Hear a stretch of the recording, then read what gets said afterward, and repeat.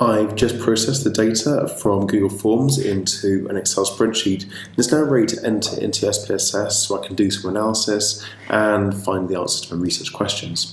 So here we have, let's close down, SPSS just opened, and we can do lots of different things. Now we can actually just close this dialog down because it's not needed. And the first thing to make you aware of is that SPSS isn't very exciting when you open it. It's pretty much just this sheet, which is like, it looks like Excel, it's not quite, with rows and columns. And this other one called variable, which again looks like Excel, but it's not. And that is about it. We might actually have another screen open. No, there's actually a new version for Macs, so I'll find my way around. Anyhow, there's these two windows and they do two different things. The first one, which is called variable, describes what the variables are. Now, in stats we have independent variables, which are things that don't change, like gender, generally doesn't change. Age, it doesn't. If you are if we're looking at if giving someone presents makes them happy, and if giving them ice cream makes them happy, you could say, is there a difference between men and women? If you're a woman and I give you an ice cream, you're still a woman. If you're a man and I give you an ice cream, you're still a man. So the independent variables aren't going to change with what you're measuring, whereas dependent variables are things that do change. So you have happiness. So before I give you the ice cream, you're not very happy. After I give you the ice cream, you are measurably happier. And how much happier do you get? Do women become more happier than men? So that's a way of thinking about them. Anyway, you need to define what these variables are. And then the data view, we'll see it says var, var, var, var, var, var. That means variable 1, variable 2, variable 3, variable 4, variable 5, and so on. And then the rows is the data for that variable. So each participant will have a lot of data for each variable. So we need to start defining this. And this is before we can put anything in. So what do? We need to make sure that ideally, this data here, there's only 37 rows, which is a very small data set. You can have thousands of data sets. So thousands of rows for thousands of participants, and you want to just copy and paste them into SPSS. To do that, we need to make sure that in the variables window, so that variable there, variable 1, is the same as column 1, variable 2 is column 2, which in this case is sex, because we're not going to take a student ID in data, we're just taking a participant ID. So participant ID, sex, age, marital status, if you have any children, all those things. Okay, so let's get on and start defining them here. Once they're all defined, then we can start taking our data in. So the first thing to do is name. This is a short name here. So rather than saying student ID, participant ID, just put ID. It's numeric data, so that's fine. Don't worry about width and decimals, doesn't really matter. You can take that down to 0 because we're going to note 0 decimal places, and it's fine. If you've got data which goes down to 5 decimal places, you can say it's 5. Label, participant ID. That's the full name. Values, we'll get into a few minutes. That's when the actual numbers you have mean something. It's not really there. Don't worry about missing, don't worry about color, don't worry about alignment. This is where things become interesting. Because you have scale data, you have ordinal data, and you have nominal data. So if you've got parametric data, it's scale.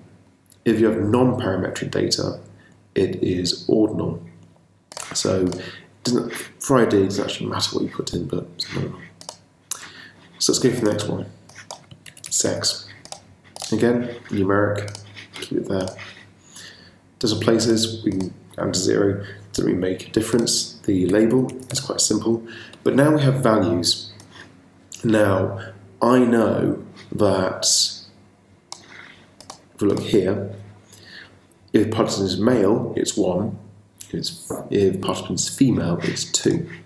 So I'm going to put some values in. So I click on little expander there, and value 1, label male, add. Value 2, female, add. Okay, so you've just assigned this. Now, you have nominal data there, because there's no scale. You're not half man, half woman. There's not more of you if you're a man or more of you a woman, so it's nominal. Now, what's the next one? Next one is age. So again, write down to 0, name it age. There's no values for each anything, but this is scale data. Sorry, it's ordinal.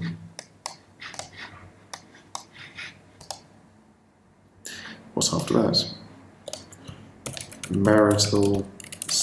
Okay, this is where you got marital status, so m_stat, or married.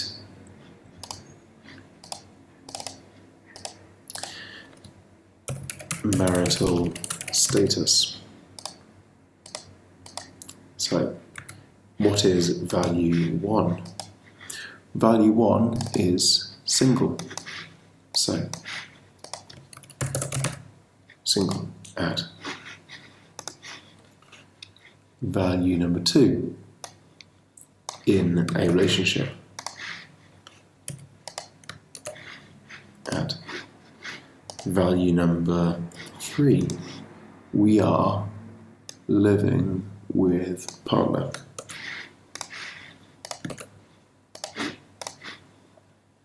Number 4, married for the first time.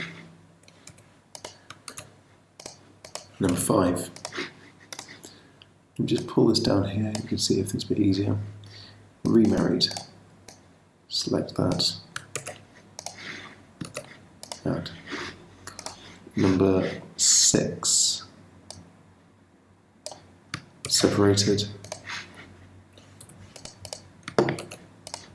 Number 7 is divorced.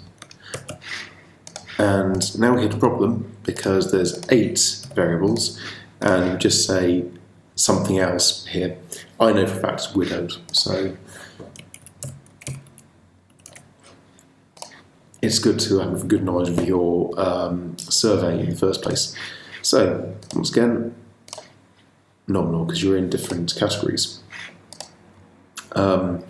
So yeah, we're starting to make some progress there. So we can go for children.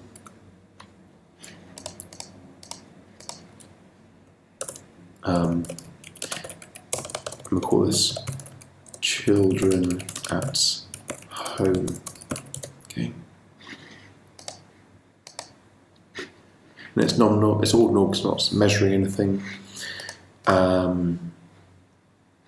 Let's have a look. What's next? Highest level of education. So, education. Well,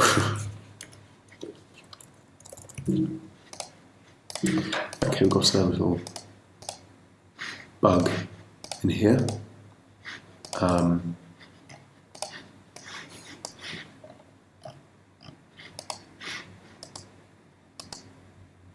Just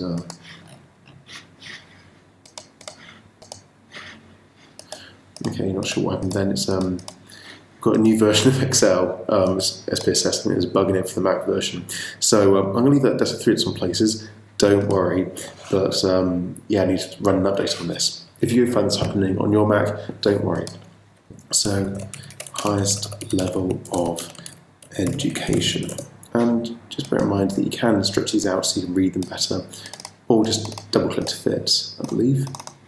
Or maybe not. They changed quite a few things in this Mac version. Anyhow, As of education, again, we have values. So 1, postgraduate, 2, undergraduate. And again, we see these zeros there, click OK. And if we want to check it, to go back here, we see that postgraduate is 1 and undergraduate is 2. Let's just see, and it's there. Now, yeah, there's definitely a bug in there. Never mind. So, again, with nominal data, do you smoke? Yes is 1, 2 is none. No. So, smoke.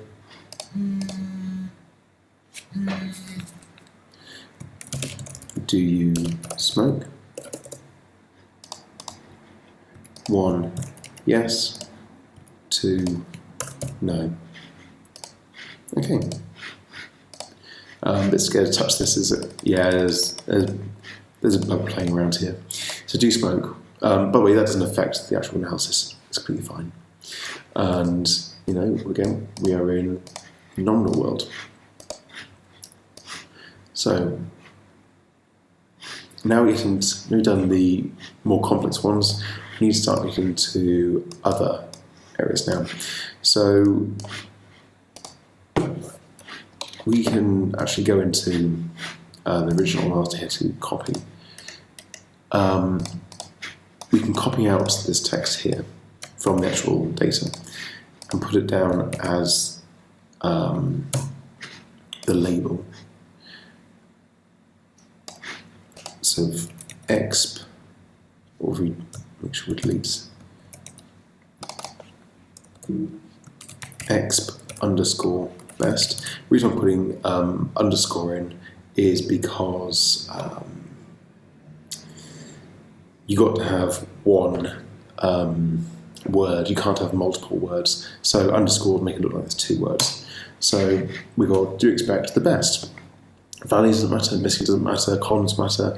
What matters though is the measure. It's scale, because we're using a Likert scale. Okay. What's the next question?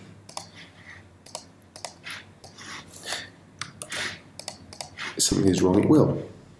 We can call this, by selecting that, go underscore wrong. Okay, and again, that scale. And you just kind of carry on doing this for all of the rest of the data. So I'm not going to do that because it's going to take quite a bit of time to explain. But if we flip to the data view now, we can see that the names of variables, which are in this column, have appeared at the top there. So if I was kept going through and I was naming all these variables, and by the way, if you've got categories of data, you can say 1 underscore.